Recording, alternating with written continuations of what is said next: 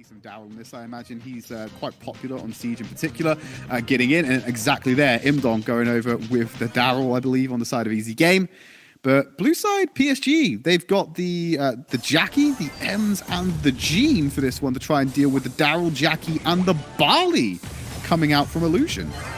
Kind of surprised, gotta say, we haven't seen Jackie already making an appearance. One of the strongest brawlers in the meta, without a doubt. But I think it's very map dependent, and some assembly required is definitely a Jackie map. And watch out for the use of Gadget. You'll see a big speed boost when that is taken into effect. And if you don't see that coming and don't predict it, then Jackie can be in your face before you know it and taking you down very quickly.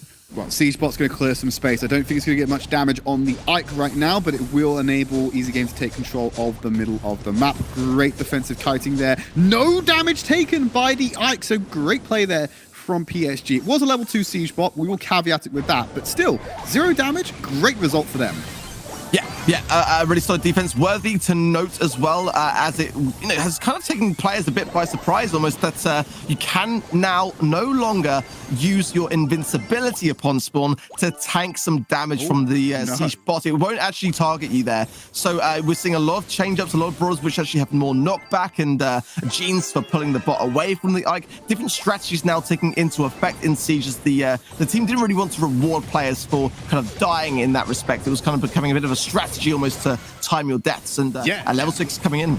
I mean, we saw that in the last month, definitely. In the last month's finals, we've seen a lot of players timing that round. You can see it in play here. Jackie unable to get the aggro of the Ike until that invulnerability shield has gone away. So the Siege bot will drop down a tasty 28% off of EZGame. But they do have 7 bolts in the bag arc, so they can come back into this one because the economy is strong. Great ultimate coming in there to pull them together. The super going to be returned by Rely, who's still alive, 500 HP. They can't get the kill. Imdong getting away with 34 HP will surely go down here as PSG look to wrestle back control of the bolts. They might even be able to tie this up at this point. I think they will. Why would they actually tie, maybe? Or... oh my goodness, no, so close. We're going to see a level 8 push now from EZGame coming in. So the 28% difference they've already made could be big here. They just need to try and defend for that long, but the rest of EZGame are walking in. The Siegebot's still pretty healthy. The damage can come in.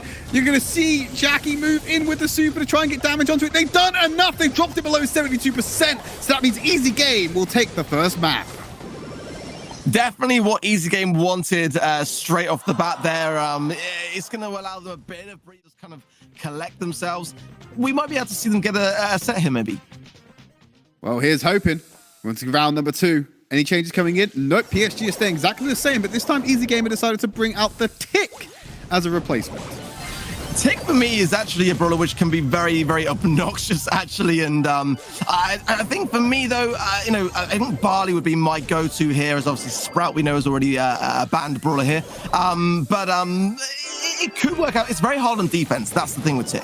The problem with Tick is also he's incredibly vulnerable as well. If you don't have him set up and you don't have the space created for him to move, it becomes very difficult. Jimdong going to go in and get absolutely decimated there. The Siegebot heading towards the Ike might get some early damage here from the level 2 Siegebot. They crack away at that one, 12% damage being dealt over. So great start, but it's more about the territory that PSG now control in the mid. Yeah, definitely.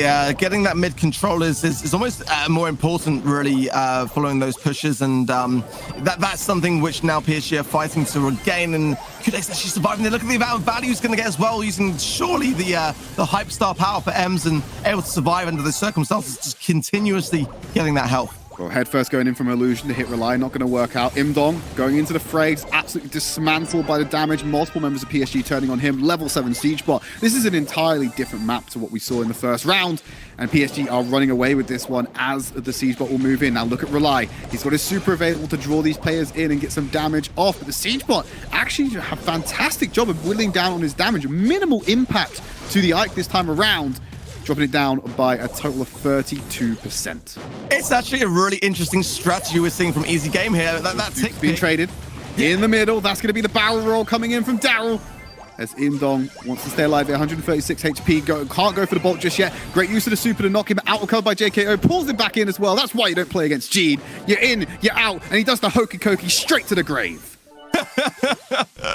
PSG looking to take another solid round. Actually, I thought EZGame might have been able to make a comeback there, and it was interesting watching the tick interaction, just trying to keep PSG back during the previous push, but I think PSG might have this one in the bag, and level 9 is not going to be an easy feat to defend. Oh, absolutely not, considering you also need to rack up the damage yourself, because you haven't touched PSG's Ike yet.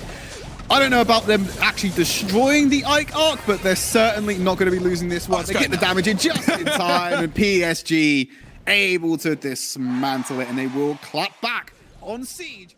The bot more hands-on and not have that distraction, but it's so bad on defense. You can't really do much when it comes to defending against level 9 pushes like that. JKO turning up on the Barley this time around, and that's exactly what they've gone back to, but it's the BB from Imdong this time around that's the big difference maker here, I think. Yeah, I mean, BB here is going to be a really interesting brawler to watch play. I was surprised that we haven't seen BB making an appearance already today, especially on Siege. Having the home run star power gives you that additional speed when you've got the additional meter bar filled up there, and it's so great to cap those bolts, which is obviously what it's all about in order to get these pushes. Yeah, going to have a little difficulty going up against Jackie, though. If they mistime the swing on that one, they're going to get caught up in the super and the damage, and I think they're just going to end up getting rolled and absolutely dismantled.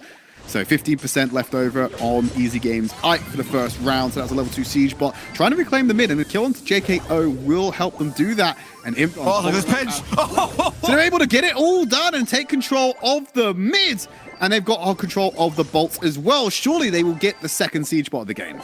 My goodness me, Q2Ace found himself in an awkward spot there with all 3 of EZGame coming for him there. It's going to be a level 7 push then for EZGame, and I've got to say this comp for me is definitely turning the tides here. The Barley choice is definitely a good one here. Rely using his gadget there as well to try to slow the inevitable, but this is a pretty strong bot coming in now that PSG are going to have to defend. Well, they're going to be able to press in against this one, and look at that, dropping it down by 15%, so it's absolutely tied at the moment, and no one can get that extra damage in onto the Ike, so the last Siege will truly be wide open, and the lead is in favor of PSG at the moment. Yeah, it's close, though. It's going to be said. I mean, we're looking at identical Ike turrets at 85%. The bolts are pretty evenly spread. This is going to come down to the wire here with 10 seconds. And like we said previously, it's match point for PSG. It's even. This might be a no Siege. This might have to be a tie, and so you can get that extra damage in. 7 bolts apiece. There's the 8th going in there for EZGame. They tie! It didn't connect in time, so there's no Siege. They're just going to have to go for raw damage right now, and you can see them heading towards it. Bubble put out. Yeah. They've actually got the connection. No one from PSG has been able to touch the enemy Ike. They have to go in on a counterattack right now. Rely is going to have to throw his body at it. There's no super available. Great knockback there from Imdong. Will stop them from getting in range. 77%, 4% in it, and there's no extra damage. EZGame will secure Siege. My goodness me, though. It was close.